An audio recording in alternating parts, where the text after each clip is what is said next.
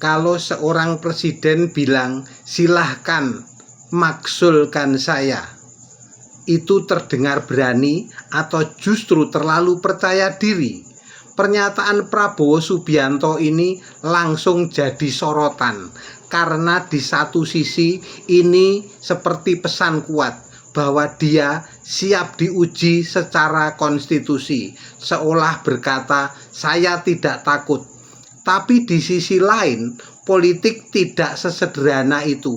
Pernyataan seperti ini bukan cuma soal keberanian, ini soal strategi.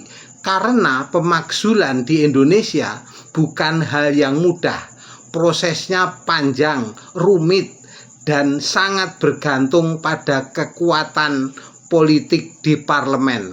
Artinya, kalau seseorang bisa dengan santai mengatakan silahkan maksulkan saya, bisa jadi karena dia tahu itu hampir mustahil terjadi.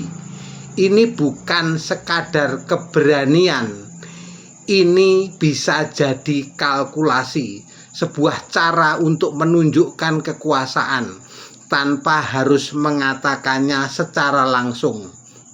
Lebih menarik lagi, kenapa isu ini perlu direspon? Apakah benar ada ancaman serius?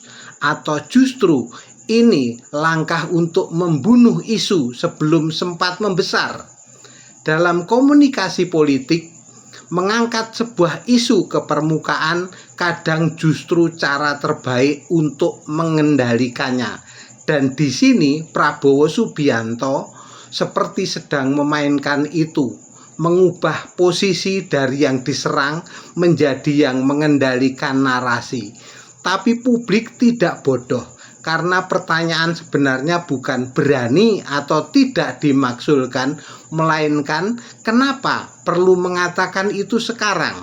Karena dalam politik, ketenangan yang ditampilkan ke publik seringkali bukan tanda tidak ada masalah, tapi tanda bahwa semuanya sudah diperhitungkan dengan sangat matang. Jadi ini pernyataan serius atau manuver politik? Mungkin jawabannya keduanya. Dan disitulah justru letak bahayanya.